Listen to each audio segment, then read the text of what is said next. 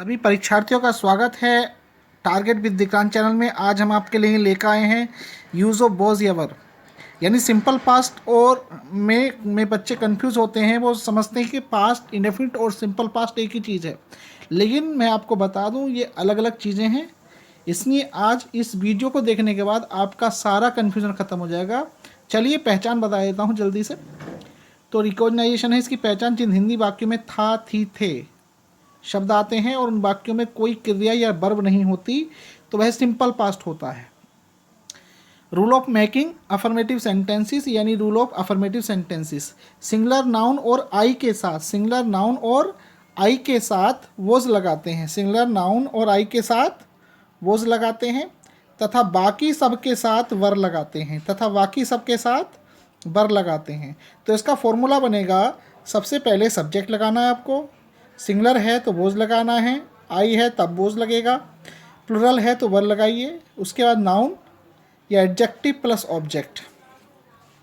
वह एक पागल आदमी था तो he was a made man, he was a made man का मतलब है वह एक पागल आदमी था, तो वॉज लगाया, इसमें कोई वर्ब नहीं आई। दूसरे तरीके से he was an idiot man, यानी इडियट लगाएंगे तो एन लगाना पड़ेगा एक के लिए, क्योंकि बोविल साउंड से पहले हमें और बोविल अक्षर से पहले अगर साउंड होगा उसकी बोविल है तो एन लगाना होता है। आगे चलते हैं। तो तुम कल मेरे साथ थे, you were with me yesterday, यानी आप कल मेरे साथ थे तो you were with me yesterday. हम पिछले साल मध्य प्रदेश में थे तो हम क्या आएगी बी, उसके हम बहुवचन है तो बर आएगा, फिर इन एमपी लास्ट ईयर, यानी हम पिछले साल मध्य प्रदेश में थे। मैं एक साल पहले जेल में था, I was in jail I year ago, यानी मैं एक साल पहले, I was in jail a year ago, ago मतलब पहले, और एगो जो आता है वो पास्ट में आता है। ये लोग कुशल पहलवान थे, these people were skill wrestlers. Rule of negative देख लेते हैं। तो रूल ऑफ नेगेटिव में आपको सिर्फ ये ध्यान रखना है, रूल ऑफ नेगेटिव में कि नहीं शब्द आएगा तो नहीं के लिए आपको वोज या बर के बाद नोट लगा देना है, यानी वोज या बर के बाद नोट लगाएं। वह मेरी सगी बहन नहीं थी, she was not my real sister, she was not my real sister. तुम एक अच्छे मित्र नहीं थे, तुम एक अच्छे मित्र नहीं थे। आगे देख लेते हैं, पीटीओ बदल लेते हैं। तो दूसरा पेपर देखते हैं अब।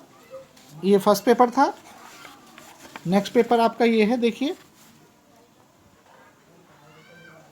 वह धोखेबाज नहीं था, he was not fraud, he was not fraud, यानी वह धोखेबाज नहीं था। सबसे पहले आपने सब्जेक्ट लगाया, उसके बाद एक वचन है तो वॉज, फिर नॉट, फिर फ्रॉड। राम के साथ कोई नहीं था तो anybody's was not with Ram या नोबडी वॉज विद राम, यानी दो तरीके से बन सकता है। एनीबडी वॉज नॉट, अगर नोट लगाना है तो एनीबडी लगाएंगे, और नोबडी लगाएंगे तो नोट नहीं आएगा, अफर्मेटिव की तरह बनेगा।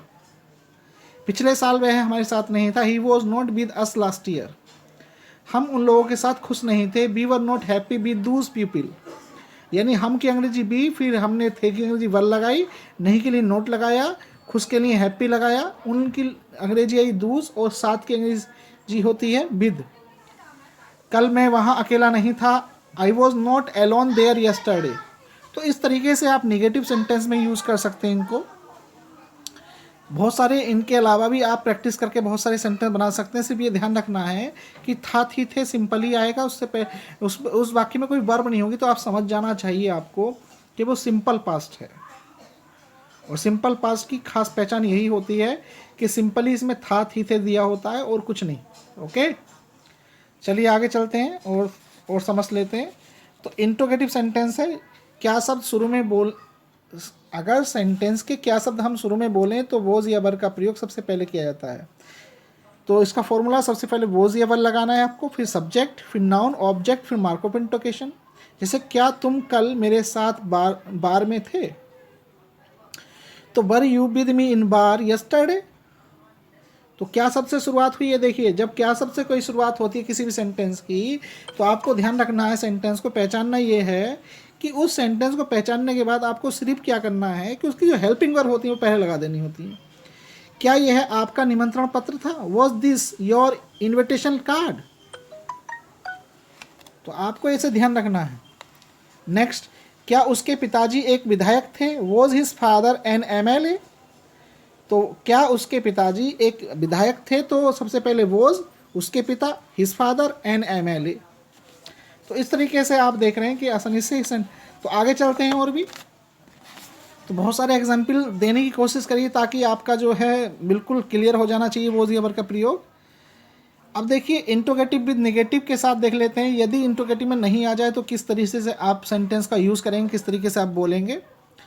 तो क्या शुरू में आएगा ही, जैसे वॉज या वर के बाद आपको सब्जेक्ट लगाना है, उसके बाद आपको नोट लगाना है। यानी किसी भी इंट्रोगेटिव टेंस के अंदर, सेंटेंस के अंदर आपको नोट जो लगाना होगा वो हमेशा सब्जेक्ट के बाद लगाना है। क्या रात में मोहन वहाँ नहीं था?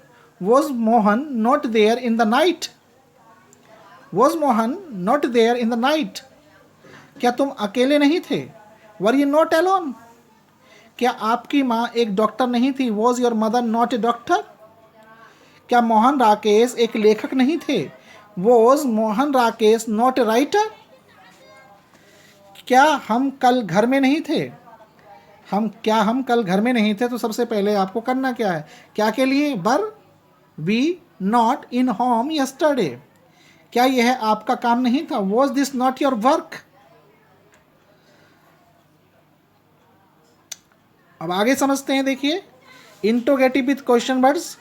जब क्या, क्यों, कब, कहाँ, कैसे, किसे, किसको, कौन सा, कौन सी, किसे, कितना आदि शब्द बीच में आए तो हम उस क्वेश्चन वर्ड को सबसे पहले यूज़ करते हैं।